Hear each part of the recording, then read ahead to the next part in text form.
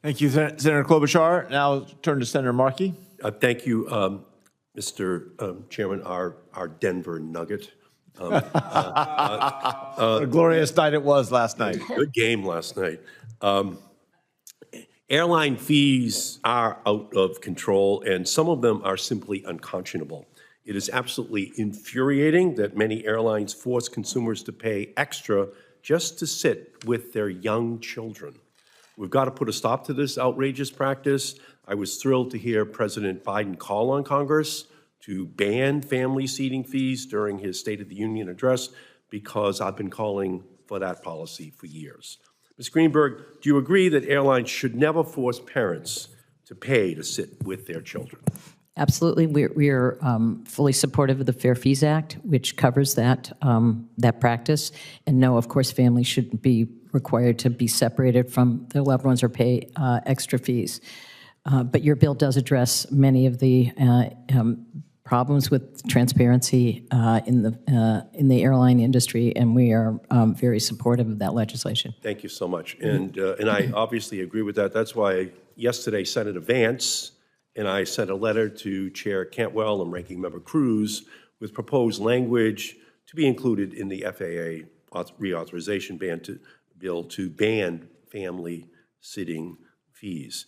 A parent's right to sit next to their child is not a partisan issue. And would you support that language, Ms. Greenberg, being included in the FAA legislation?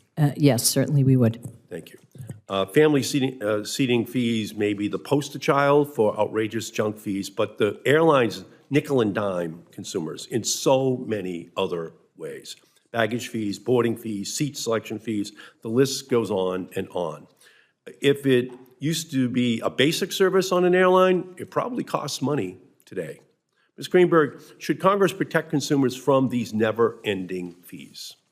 We think Congress has an important role to play. Competition has not worked to diminish the fees. We did see the airlines back away from cancellation fees, and we are grateful for that.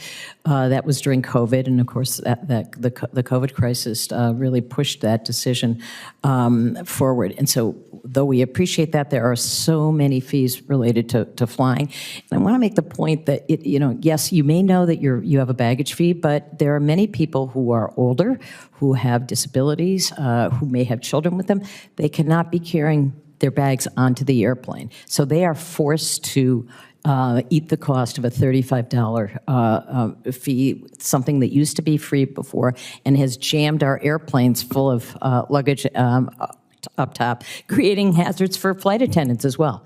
And that's why we need to pass the Fair Fees Act, which would prohibit airlines from charging fees that are not reasonable and proportional to the cost of the services provided. And I want to turn to one other topic related to aviation, consumer protection, airport service workers. The Good Jobs for Good Airports Act, which I've introduced with Senator Blumenthal and Senator Schumer, would increase the wages and benefits for airport service workers like baggage handlers and wheelchair attendants.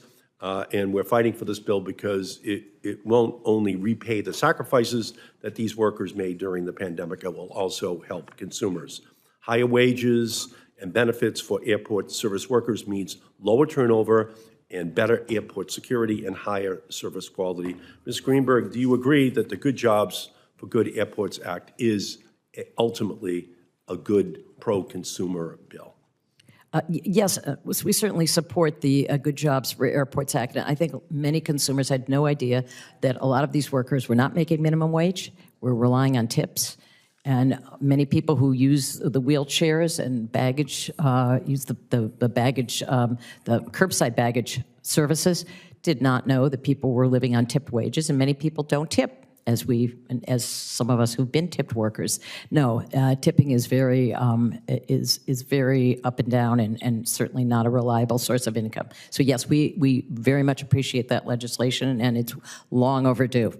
And again, that would come as all new information to most people who fly, that these people are actually supposed to be tipped for all the services that they're providing. No one actually knows that, which is why we have to ensure legally that they get paid but what they deserve. And that's why we're going to continue to fight to include that legislation in the FAA reauthorization.